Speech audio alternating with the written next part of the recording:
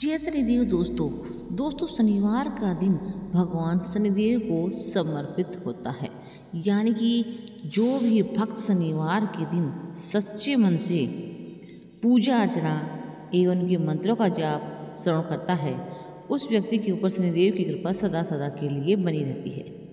कहा जाता है कि जिन भक्तों पर शनिदेव का आशीर्वाद प्राप्त होता है वह रंग से भी राजा बन जाता है और उसके जीवन में सारे कष्ट दुख दर्द दूर हो जाते हैं।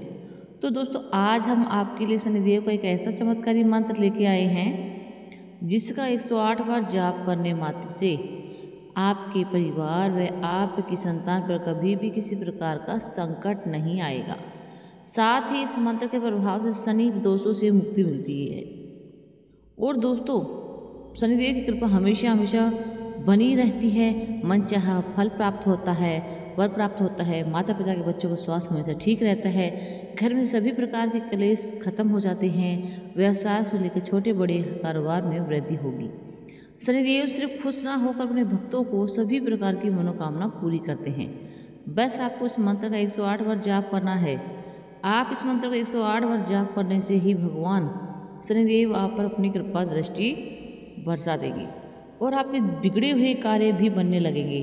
साथ ही धन का ऐसा भंडार लग जाएगा दोस्तों, जीवन भर कभी खत्म नहीं होगा।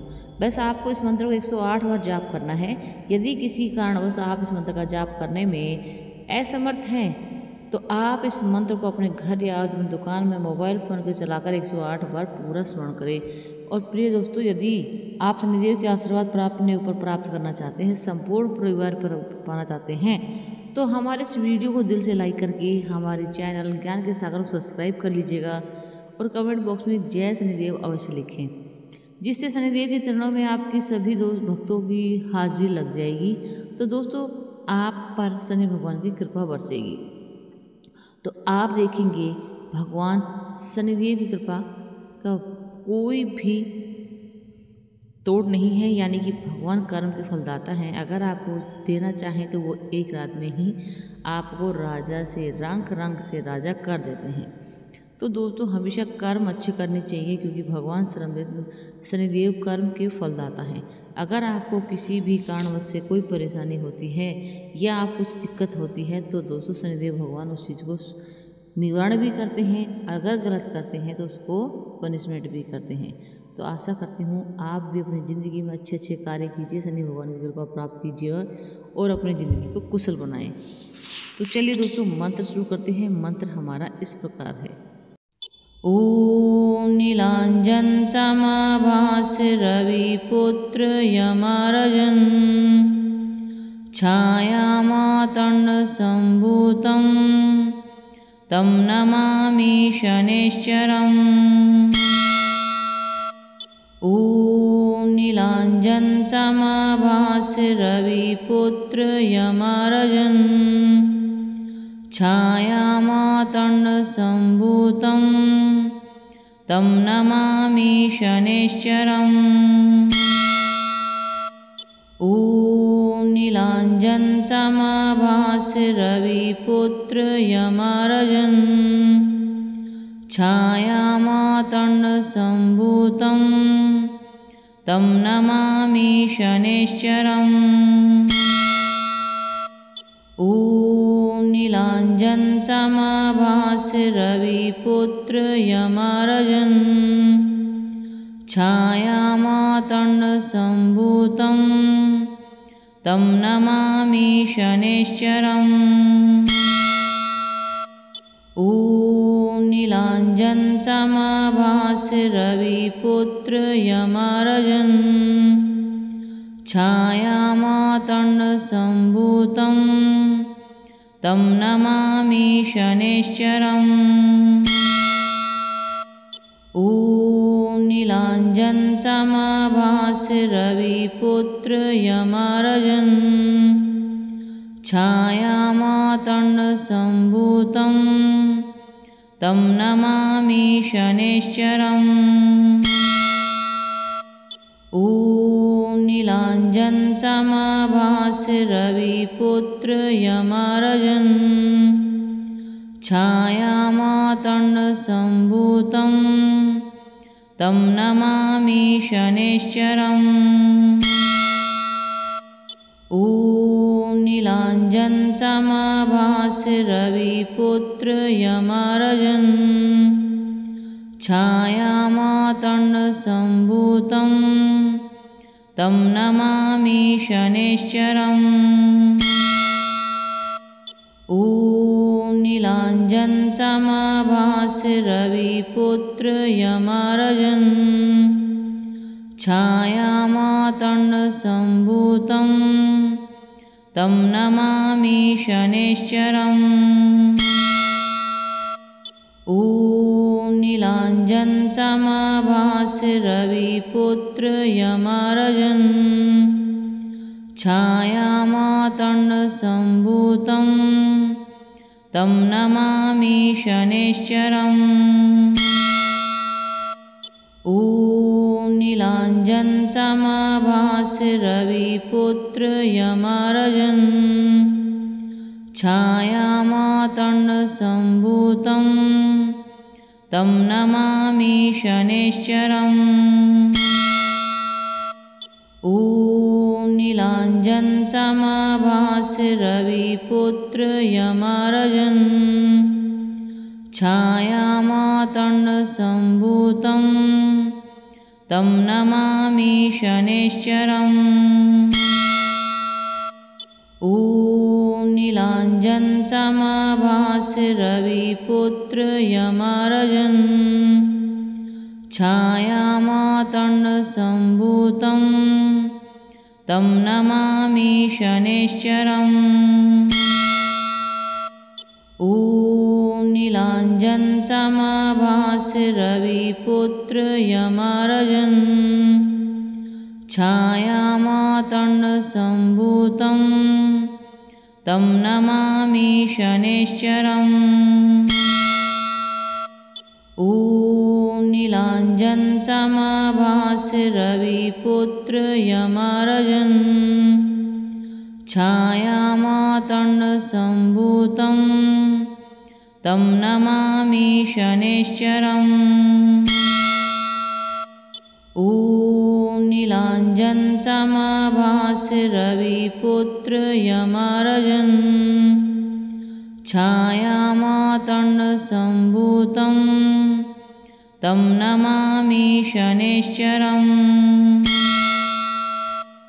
ॐ नीलाञ्जनसमाभास्य रविपुत्र यमराजन् छायामातण्डसम्भूतं तं नमामि शनैश्चरम्।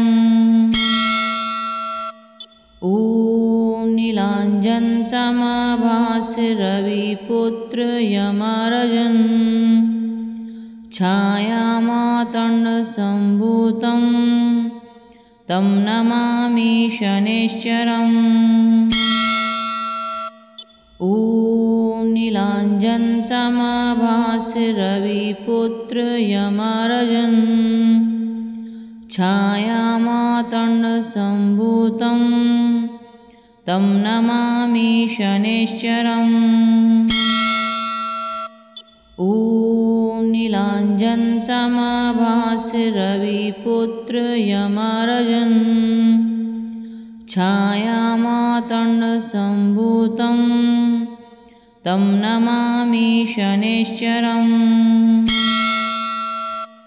ॐ नीलाञ्जनसमाभास्य रविपुत्र यमराजन् छायामातण्डसम्भूतं तं नमामि शनैश्चरम्।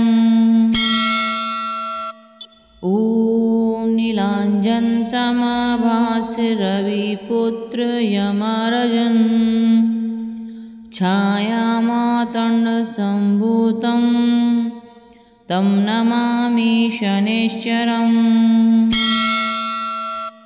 ॐ नीलाञ्जनसमाभास्य रविपुत्र यमराजन् छायामातण्डसम्भूतं तं नमामि शनैश्चरम्। ॐ नीलाञ्जनसमाभास्य नीलाञ्जनसमाभास्य रविपुत्र यमराजन् छायामातण्डसम्भूतं तं नमामि शनैश्चरम्। ॐ नीलाञ्जनसमाभास्य रविपुत्र यमराजन् छायामातण्डसम्भूतं तं नमामि शनैश्चरम्। ॐ नीलाञ्जनसमाभास्य रविपुत्र यमराजन् छायामातण्डसम्भूतं तं नमामि शनैश्चरम्।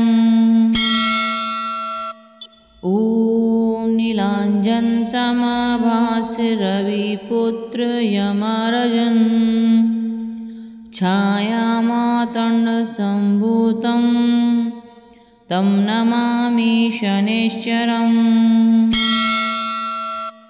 ॐ नीलाञ्जनसमाभास्य रविपुत्र यमराजन् छायामातण्डसम्भूतं तं नमामि शनैश्चरम्।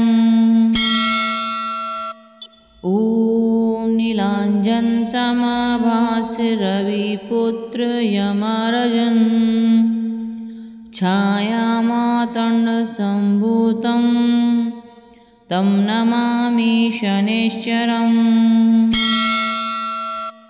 ॐ नीलाञ्जनसमाभास्य रविपुत्र यमराजन् छायामातण्डसम्भूतं तं नमामि शनैश्चरम्। ॐ नीलाञ्जनसमाभास्य रविपुत्र यमराजन् छायामातण्डसम्भूतं तं नमामि शनैश्चरम्। ॐ नीलाञ्जनसमाभास्य रविपुत्र यमराजन् छायामातण्डसम्भूतं तं नमामि शनैश्चरम्। ॐ नीलाञ्जनसमाभास्य रविपुत्र यमराजन् छायामातण्डसम्भूतं तं नमामि शनैश्चरम्। ॐ नीलाञ्जनसमाभास्य रविपुत्र यमराजन् छायामातण्डसम्भूतं तं नमामि शनैश्चरम्। ॐ नीलाञ्जनसमाभास्य रविपुत्र यमराजन् छायामातण्डसम्भूतं तं नमामि शनैश्चरम्। ॐ नीलाञ्जनसमाभास्य रविपुत्र यमराजन् छायामातण्डसम्भूतं तं नमामि शनैश्चरम्। ॐ नीलाञ्जनसमाभास्य रविपुत्र यमराजन् छायामातण्डसम्भूतं तं नमामि शनैश्चरम्। ॐ नीलाञ्जनसमाभास्य रविपुत्र यमराजन् छायामातण्डसम्भूतं तं नमामि शनैश्चरम्। ॐ नीलाञ्जनसमाभास्य रविपुत्र यमराजन् छायामातण्डसम्भूतं तं नमामि शनैश्चरम्। ॐ नीलाञ्जनसमाभास्य रविपुत्र यमराजन् छायामातण्डसम्भूतं छायामातण्डसम्भूतं तं नमामि शनैश्चरम्। ॐ नीलाञ्जनसमाभास्य रविपुत्र यमराजन् छायामातण्डसम्भूतं तं नमामि शनैश्चरम्। ॐ नीलाञ्जनसमाभास्य रविपुत्र यमराजन् छायामातण्डसम्भूतं तं नमामि शनैश्चरम्। ॐ नीलाञ्जनसमाभास्य रविपुत्र यमराजन् छायामातण्डसम्भूतं तं नमामि शनैश्चरम्। ॐ नीलाञ्जनसमाभास्य रविपुत्र यमराजन् छायामातण्डसम्भूतं तं नमामि शनैश्चरम्। ॐ नीलाञ्जनसमाभास्य रविपुत्र यमराजन् छायामातण्डसम्भूतं तं नमामि शनैश्चरम्। ॐ नीलाञ्जनसमाभास्य रविपुत्र यमराजन् छायामातण्डसम्भूतं तं नमामि शनैश्चरम्। ॐ नीलाञ्जनसमाभास्य रविपुत्र यमराजन् छायामातण्डसम्भूतं तं नमामि शनैश्चरम्। ॐ नीलाञ्जनसमाभास्य रविपुत्र यमराजन् छायामातण्डसम्भूतं तं नमामि शनैश्चरम्। ॐ नीलाञ्जनसमाभास्य रविपुत्र यमराजन् छायामातण्डसम्भूतं तं नमामि शनैश्चरम्। ॐ नीलाञ्जनसमाभास्य रविपुत्र यमराजन् छायामातण्डसम्भूतं तं नमामि शनैश्चरम्। ॐ नीलाञ्जनसमाभास्य रविपुत्र यमराजन् छायामातण्डसम्भूतं तं नमामि शनैश्चरम्।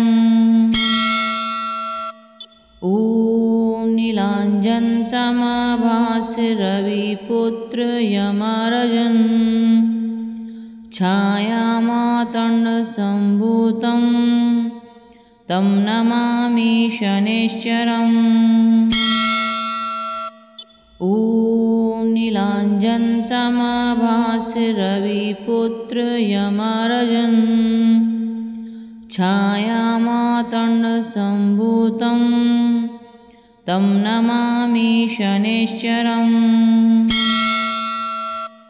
ॐ नीलाञ्जनसमाभास्य रविपुत्र यमराजन् छायामातण्डसम्भूतं तं नमामि शनैश्चरम्। ॐ नीलाञ्जनसमाभास्य रविपुत्र यमराजन् छायामातण्डसम्भूतं तं नमामि शनैश्चरम्।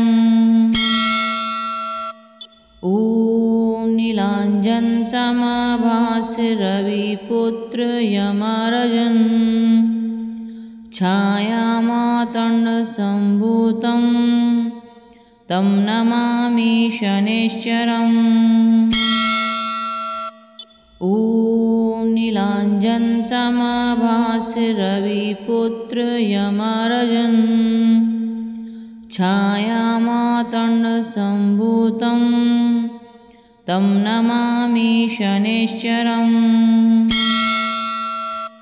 ॐ नीलाञ्जनसमाभास्य रविपुत्र यमराजन् छायामातण्डसम्भूतं तं नमामि शनैश्चरम्। ॐ नीलाञ्जनसमाभास्य रविपुत्र यमराजन् छायामातण्डसम्भूतं तं नमामि शनैश्चरम्। ॐ नीलाञ्जनसमाभास्य रविपुत्र यमराजन् छायामातण्डसम्भूतं तं नमामि शनैश्चरम्। ॐ नीलाञ्जनसमाभास्य रविपुत्र यमराजन् छायामातण्डसम्भूतं तं नमामि शनैश्चरम्।